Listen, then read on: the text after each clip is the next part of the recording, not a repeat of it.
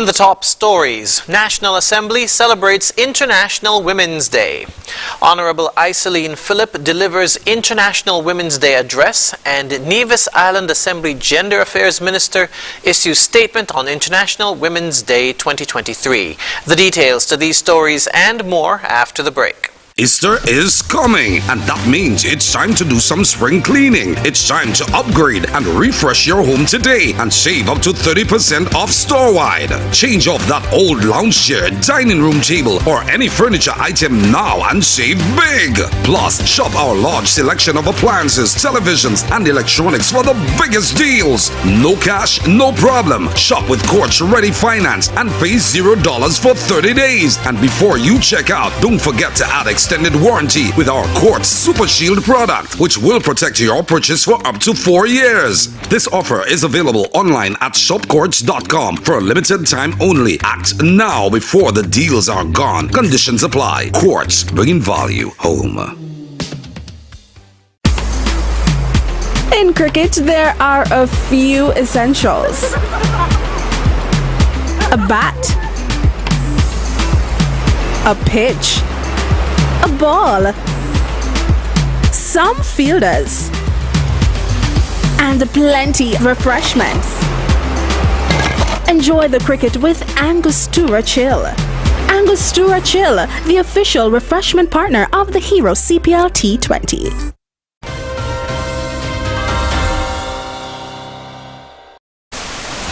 Hello and welcome to the ZIZ Major Newscast. I'm Jason Davis. Members of the National Assembly lent their support to global gender parity during Tuesday's sitting of the National Assembly. During her announcements, Speaker the Honourable Lenine Blanchette took the opportunity to address members of the House and the wider public on gender equity. The sitting, which came on the eve of International Women's Day, celebrated globally on March 8, also saw a bipartisan show of support for gender parity, with members across both benches wearing purple. International Women's Day is being celebrated with the aim to embrace equity under the theme Digital Innovation and Technology for Gender Equality. Speaker Blanchette invited those present to imagine, quote, a world free of bias and discrimination, one that is equitable and filled with inclusivity, end quote. She said this dream has in part been realized within our country, evidenced by the increased number of women who sit within the National Assembly. Right now, women make up about 30% of the membership of the National Assembly of St. Kitts and Nevis, with women also leading in crucial roles such as the Speaker, Deputy Speaker, Clerk, and parliamentary councils. In observance of International Women's Day 2023, Minister of State responsible for gender affairs, the Honourable Iseline Phillip, delivered an address focusing on the impact women have made on the development of the nation. Minister Phillip pointed out that over the years, women have contributed significantly to the country's growth in various sectors and have defied previously existing stereotypes and societal expectations. Women's contributions in all areas of socioeconomic development in St. Kitts and Nevis are pivotal. We must value and honor the pioneering women, the leading women in different fields, including sports, education, business, agriculture, and politics. As a result of these contributions, our society has steadily shifted culture and beliefs that women are only to be homebound and only concerned with domestic responsibilities or in caretaker roles. Minister Phillip said that as the day puts the spotlight on women's empowerment, one aspect must be about women supporting and empowering other women. A key aspect of women's empowerment is the need for women to form supportive systems for each other simply because we are women and many of our struggles are identical. It calls for us as women to look beyond the trivial differences between ourselves and to see that we have more in common than we tend to admit. It compels us to practice tolerance and mindfulness, to be kinder to each other. Women's empowerment urges us to understand that our words are the psychological keys that either unlock confidence and high esteem or lock us into different levels of insecurity. The 2023 International Women's Day is observed under the theme Digital Innovation and Technology for Gender Equality. Meanwhile, Nevis will be celebrating International Women's Day with a women-focused event, according to the Honorable Janelle Nisbet, Minister of Gender Affairs in the Nevis Island Administration.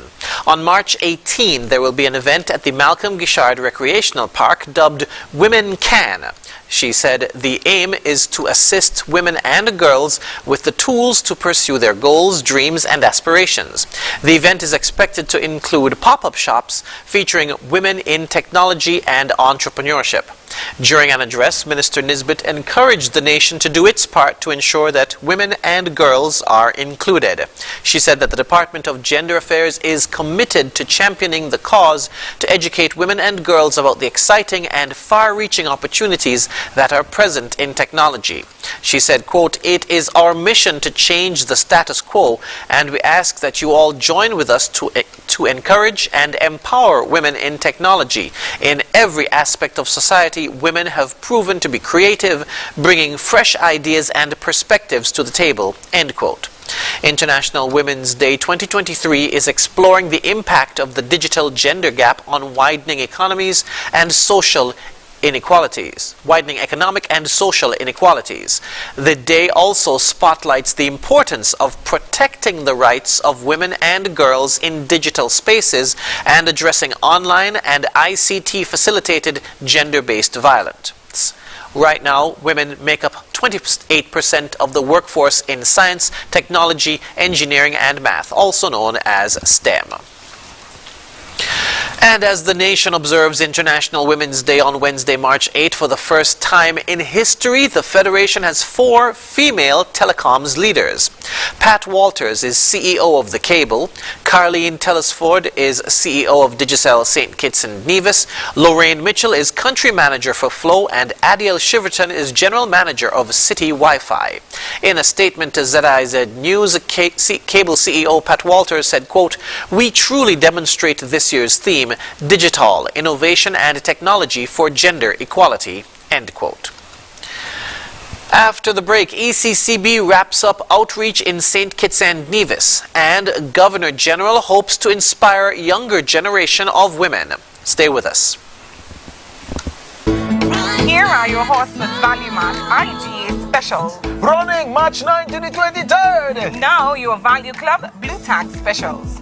Essential Everyday Breadcrumbs, just $6.99. Essential Everyday Shredded and Chunk Cheeses, just $8.49.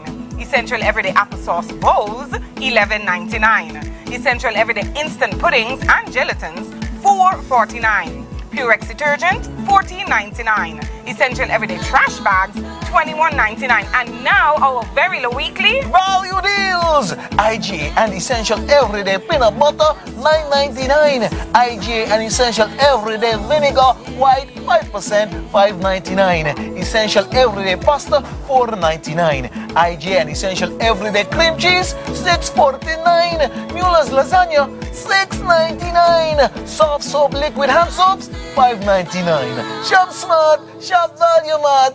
Tell them in Spanish. sea listo y haga sus compras aquí a Value Mart.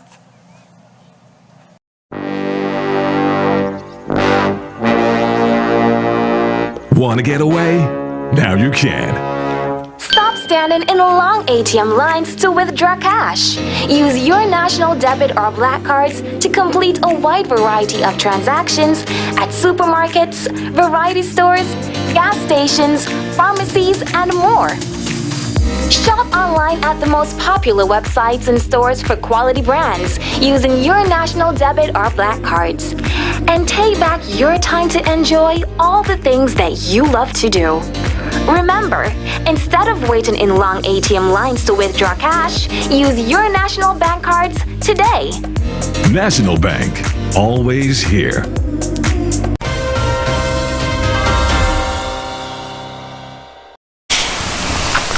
Welcome back. The Eastern Caribbean Central Bank wrapped up its outreach mission in St. Kitts and Nevis with an engagement with the media at the ECCB headquarters on Wednesday. The engagement saw a presentation on key areas of focus guided by the theme, Building Resilience and Propelling Transformation. Governor of the ECCB, Timothy Antoine, said the team has been energized and the mission outreach has been a success. He said some of the topics covered during the outreach were social security and renewable energy.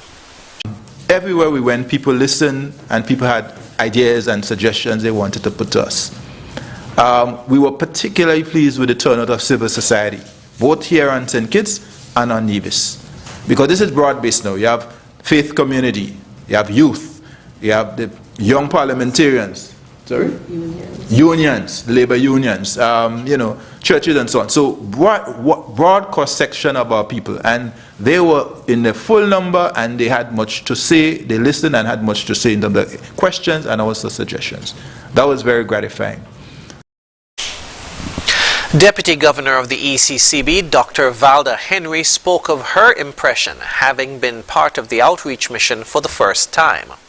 It was my first country outreach, and it was truly for me a very fulfilling experience. Persons turned out because they expected, and they got it. They expected some independent assessment of things. They expected a frankness of responses and openness.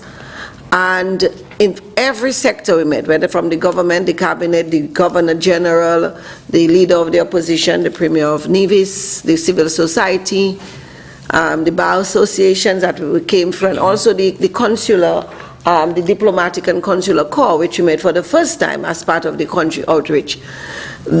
They came prepared with questions and answers, looking for answers. But in some cases, they also provided suggestions. The week-long mission started on February 27 and saw engagements with the Governor General, the Prime Minister, the Premier of Nevis, the Diplomatic and Consular Corps, and the Chamber of Industry and Commerce. Having concluded the outreach in St. Kitts and Nevis, the Governor will now arrange missions to Dominica and Antigua and Barbuda. As part of his 2022 round of country outreach missions, the ECCB Governor visited Anguilla, Montserrat, St. Lucia, St. Vincent and the Grenadines, and Grenada. Governor General, Her Excellency Dame Marcella Liebert, says she hopes her appointment as the first female Governor General can inspire young women to aim for the highest heights. In an interview with ZIZ, Dame Marcella said she hopes to inspire the younger generations to follow their dreams. There's nothing really stopping you from being whatever you want to be. And that is a big message that I wanted to understand. You know, we have grown up in societies where women seem to have limited scope, limited opportunities, certain jobs and so on, or those are for men. And, I think we're getting a long way past that, but we still have a long way to go. And so, more than anything else, I want it to be a reaffirmation of the fact that young girls, women, go for your dreams. She said, as it stands now, many women are bound by societal expectations, and she says there needs to be a support system from all levels to encourage young women to aim for leadership positions. We have to change those perceptions. So from inside the family, we have to let our young girls and so on know that they can be leaders, they can be anything. I think maybe the schools need to, as part of whether the civics or the curriculum, teach leadership. Sometimes it's not going to come that naturally, especially to young girls, that them understand that leadership is across the board, so that we can then have more women willingly going into, say, political life. Governor General of St. Kitts and Nevis, Her Excellency Dame Marcella Liebert, GCMG JP. The Parks and Beaches Unit has successfully transitioned to the Ministry of Environment. The unit has been described as playing an important role in maintaining the beauty and attractiveness of St. Kitts and Nevis for its citizens and residents, as well as visitors. Senator the Honorable Dr. Joel Clark made the announcement about the move during a session of Parliament on Tuesday. I should confirm that the Parks and Beaches unit has comfortably transitioned to the Ministry of Environment, having moved from the Ministry of Public Health. The Parks and Beaches unit is our ground game, so to speak, as it relates to very tangible and obvious steps towards transitioning to sustainable island state.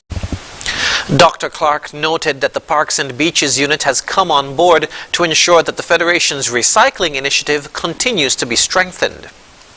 I can gladly report that they have accepted an additional remit to their operations, which is not only cleaning the verges and the guts, but also assisting with our Recycle SKN project in collecting plastic bottles that we often see on the sides of the road when we travel through the country.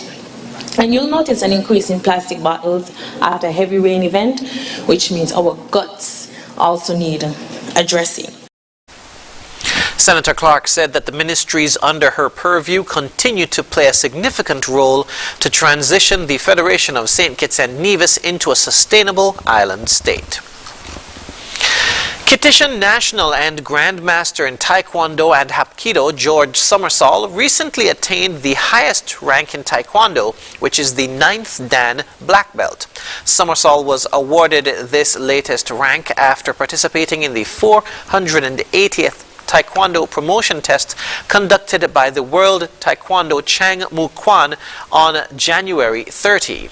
In an exclusive interview with ZIZ News, Summersall, who is currently living in the Bronx, New York, explained that this 9th Dan rank took years to achieve. I started at the age of 5. So presently, to be honest, it took me 55 years before I get to that level. It's a very long process because from first Dan, from white belt up to first Dan, it took up to 3.5, 4 years. Then from there on, take another 2 years in between, 3 years between, 4 years, 5 years in between before you achieve the other ranking. So the highest rank that you can achieve is the one that I have right now, which is the 9th Dan. He noted that he is the only person in St. Kitts and Nevis and the wider Caribbean who holds this title. He also explained that with this achievement, he can now promote other Taekwondo students who wish to attain a higher rank. So I'm able to rank a lot of people from all over who have to come to me for me to rank them to get achievement in different ranks from first Dan up to 9th Dan in Taekwondo. The 9th Dan rank in Taekwondo is not the only achievement under Summersall's belt. He was also inducted 3 times into the Taekwondo Hall of Fame. I am the first person also from St. Kitts to be inducted into the Hall of Fame. I was inducted first in 2004, 2007, and 2013 I was inducted in Korea in 2013. And I'm the Senior Vice President for the Taekwondo Hall of Fame here in New York and abroad. Summersall, who hails from Hainesmith Village, attributes much of his success to his brother, Glenroy Summersall, and his first Taekwondo instructor, Arthur Henry. Summersall said he's currently working with law enforcement and any individual who wants to learn self-defense techniques at his 3 schools in New York. Coming up in regional news, strong activity in construction